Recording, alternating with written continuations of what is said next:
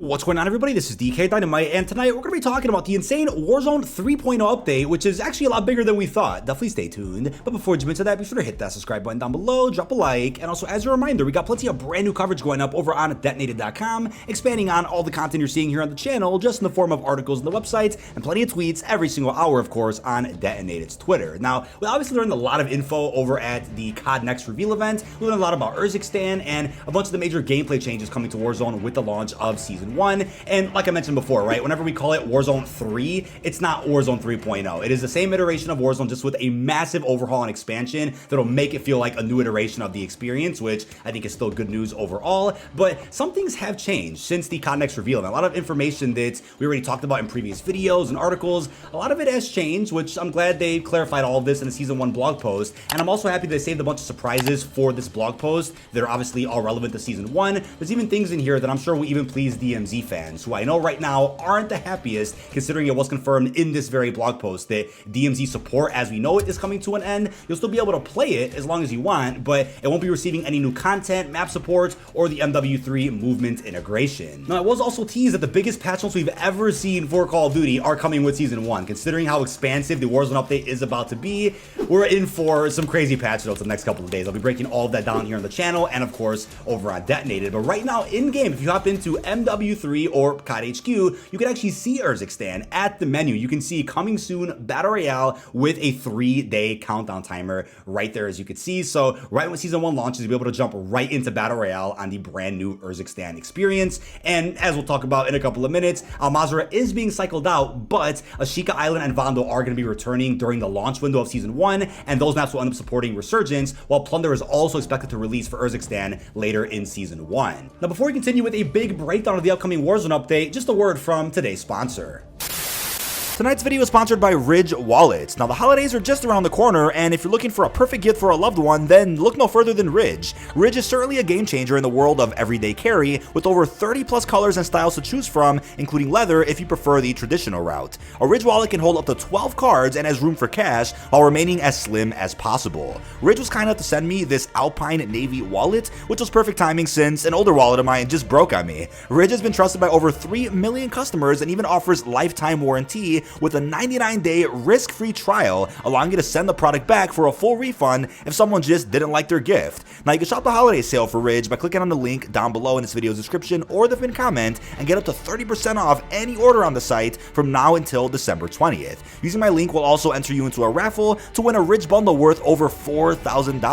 But thank you to Ridge Wallets for sponsoring tonight's video. Now, you guys are probably unaware that a separate and a second roadmap just for Warzone ended up releasing with our Season 1 blog post, considering how big of an update Warzone is about to get. They detailed all the brand new content in a separate graphic, which I pulled up right here on screen. They're calling it the Warzone Deep Dive, but many will have fun and consider it a Warzone 3.0, considering how much content is releasing on December the 6th. So with maps, as you can see, we have Urzikstan, our brand new experience, which I'm really excited about. We obviously got to play it a bit early through zombies, of course, and we also have what are being considered the carry forward Warzone maps with Vandal and Ashika, which will both support Resurgence. I don't know if we're going to be seeing BR on Vandal still. We probably will at some point. That'll probably be shuffled in, but we obviously are going to see Fortress Keep and Rebirth also join the Warzone rotation in 2024. We have the new Gulag with 3 map variants. Now, if I'm not mistaken, I believe the RNG of seeing these other variants, such as the NVG Gulag, all that was higher at COD Next for obvious reasons, so that we can showcase the gameplay, but I believe the RNG will be toned down quite a bit when the map does drop, so that typically you're going to be seeing a traditional and classic 1v1 Gulag, not NVGs or armor plates or other types of crazy variants of the Gulag itself. We also have a new mobile point of interest, a drivable train, which is going to be very important, especially for the Christmas event. And then for modes at launch, as you can see, we have Battle Royale and Plunder off the rip for Urzikstan, which is great just to get that out the way and make sure that supports the new map right out the gate. And then Resurgence, you can see Core Resurgence and Rotation Resurgence. So I believe there'll be Core Resurgence guaranteed every week on our carry forward maps, but then there'll be a rotation, let's say for one of the squad sizes like duos or quads. And new Urzikstan locations, Orlov Military Base, Popov Power, and Zaravan Suburbs, which is really cool. So I believe that refers to the fact that there'll be Resurgence on those areas at some point, similar to the fact that there's ground war already supported on those areas. I think that's what that means. And then we're getting Lockdown back for Vandal later in the season, probably with Reloaded, of course. That's going to play great. It's already a fantastic game mode, but with the MW3 movement integration, it'll probably be even better. And then limited time mode, Sleigh Ride Resurgence, as you can see here. There's going to be a Zombie Santa Runaway Train, a Deer Hunt public event, Christmas trees around the map, and even Snowball Fight. So I detailed everything you need to know about the Christmas update for MW3 multiplayer and zombies, as well as Warzone, in a separate video that is linked down below, of course. Then quality of life, as you can see, returning loot rarity, dedicated ammo slots, tac map icons with, I guess, better visibility, backup pistol while swimming, a guaranteed third weapon only while you're swimming, and then manual gas mask animations, which we did see at the end of Caldera's life cycle, followed by contract activation laptops instead of, I guess, the phones on the ground. So this is going to be pretty cool. So nice quality of life changes there. Then gameplay wise, obviously we talked about this after COD Next, horizontal zip lines, the big game bounty, flybys as a new public event. We then have classic red dots on the minimap, so that's a returning UI element, and a new Gulag public events, locked and loaded, go again, cast drop, and then night vision during reloaded. So I'm wondering how the variants are going to play into these public events, so they go hand in hand. We'll just have to wait and see. And then movement updates, can't forget about ADS while sliding, tac stance, running reload, stim speed boost, slide cancel, and then for perk updates, we're going to be seeing shrouded, irradiated, tempered, as well as combat scout. So lots of great things that are coming right away on December the 6th, minus a few of these things like night vision, for example. But then coming soon to BR in Season 1 Reloaded, here's where things get interesting, right? We're talking Champion's Quest, which we already knew that was coming back in a new way with new elements and new challenges, but a Covert Exfil. Want to learn more about that from this blog post, and even a new weapon case. So DMZ fans are probably going to be intrigued to see what that entails, and I guess you can argue that DMZ will still live on with Warzone Season 1. Now continuing on with the rest of the Season 1 blog post, we got a nice new image of the TAC map here for Urzikstan, a nice graphic right next to that, which is awesome.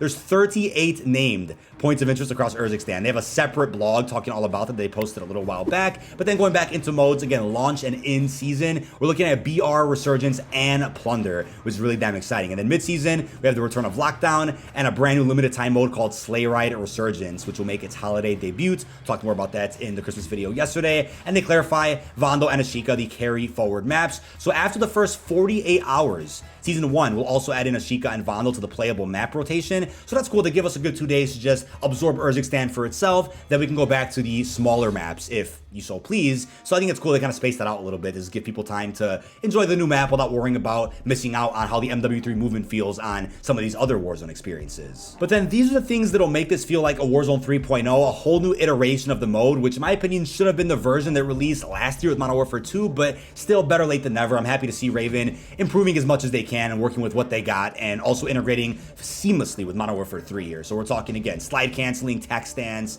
running while reloading. The movement changes are going to make all the difference. I think it's going to far surpass how Warzone 1 ever felt, and certainly how Warzone 2 currently feels. Gameplay updates, again, all of this is at launch. Talked about most of these things already, but for the experimental gas grenade, it's cool that it now deals gas damage to another player and can such be countered with an equipped gas mask. Cleaning up the backpack UI, making sure that ammo has its own space in the backpack, isn't taking up actual slots that could be used for kill streaks, weapons, other valuables. That's awesome. And then just improving the UI overall, visibility with what you're able to do around the environment, improving the loot spreading. So players now notice that the loot distribution and spread when opening a supply box or eliminating an enemy has received improvements to minimize loot overlap and facilitate loot identification. That was an issue in Warzone 1, but I feel like it became almost more of an issue in Warzone 2. So I'm happy that they've taken care of that. They mentioned that at COD Next, but didn't really elaborate too much further. And now they have here with the Season 1 blog post. Quality of life carry forward. For the new chapter of Warzone, all existing QOL improvements that have made this year, or that have been made this year, will carry forward. So it's not going to be a big reset where we have to wait a number of seasons to get things back that we already had for quite some time. They're picking up right where they left off and just going up from there. And then on top of that, new environmental elements, drivable train. This is going to be a lot of fun. So complete with forward and backward engine controls, a buy station, UAV tower, horn, ammo depot, guaranteed legendary supply crate, and much more. It's going to be a lot of fun. Horizontal zip lines. We've seen these in zombies already, but we obviously got early gameplay of these over at COD Next when we got to play Urzikstan. A brand new vehicle, the Coyote, available at launch. So available in BR and Plunder. It's an impressive, lightly armored new off-road vehicle known as the Coyote, an open air and agile desert vehicle designed to grip the dunes and move quickly. The mounted machine gun is more than enough to take out the opposition in your path. So returning contract, new public event, and updated Strongholds. Very important stuff here. Activate the contract to put a bounty on the player with the most eliminations in the match. Take them out to earn an advanced UAV. Here's the flyby public event though, which I didn't know much about. So there's a chance that multiple drones will fly in to drop additional buy stations into the war zone. I mean, that's helpful for late game as well.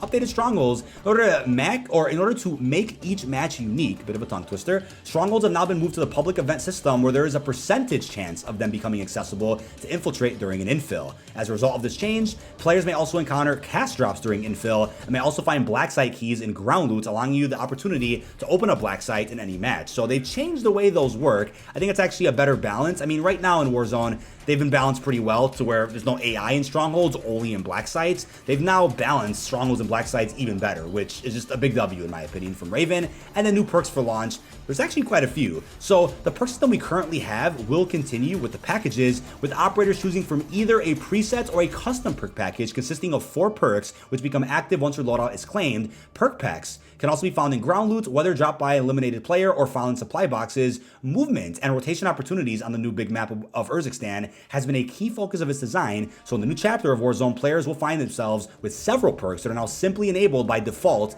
at all times. This is a massive change, so by default you'll have tac pads, commando gloves, quick grip gloves, climbing boots, and even overkill. So that's cool to just get that out the way without having to worry about adding these to your classes or anything else around the environment. You just have them on your person at all times. But you should also get ready for new and returning perks exclusive to Warzone, designed to create new outplay and counter opportunities, of which the following can be equipped as custom perks in your loadouts. So we have Radiated, Tempered, Combat Scout, it's coming back from Warzone 1 of course, Resolute, Shrouded, Mountaineer, Stalker, Escapist, Primed, and even Faculty. So some of these were of course in Warzone 1, some of these are kind of variations of multiplayer perks that we've seen before, but some of these are also fairly original, so that's cool. Additional perks allow for an impressive variety of playstyles and perk packages, as the total number of perks now reaches over 30 with the 5 new default ones, plus 12 perks in slots 1 and 2, 10 in slot 3, and 7 perks in slot number 4.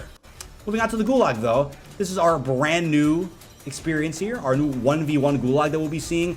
Little gameplay has already surfaced of it thanks to COD Next, but here are the brand new variants we'll end up seeing for this Gulag. So the Ascender Overtime Finisher, replacing the old Overtime flag. Players are now provided an Exfil rope that drops to the middle of the Gulag during the match, allowing extraction, but be warned, you can both shoot and be shot at from the Ascender.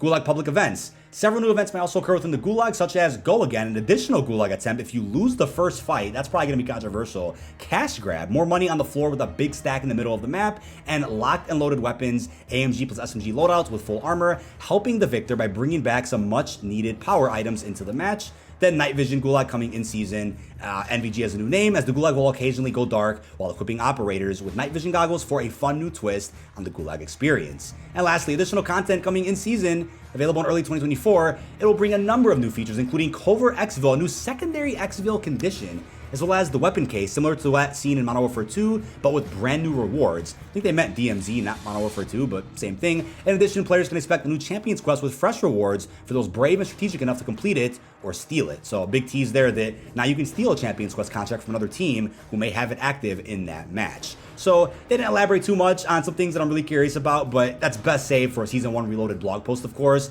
Wondering how that'll work, to be able to exfil out of a match of Warzone or something. And the weapon case is probably just a new version of like a vault Easter egg, and then you open a secret room, you pick up a vault, exfil with it using Covert, and maybe you get a blueprint, maybe you get some other reward. Lots of cool things to look forward to, but that is about it. This has been dkdynamite. Leave our thoughts down below in the comment section. How are you guys feeling about the upcoming Warzone expansion with Season 1 on December the 6th? Quite a bit to look forward to with Urzikstan, and of course the return of Vandal and Ashika with the MW3 movement. Lots of cool things that we just didn't learn about at COD Next, and even more that we'll probably learn a lot about with the upcoming patch notes and some other surprises throughout Season 1. Really hope you've enjoyed, and peace out, everybody.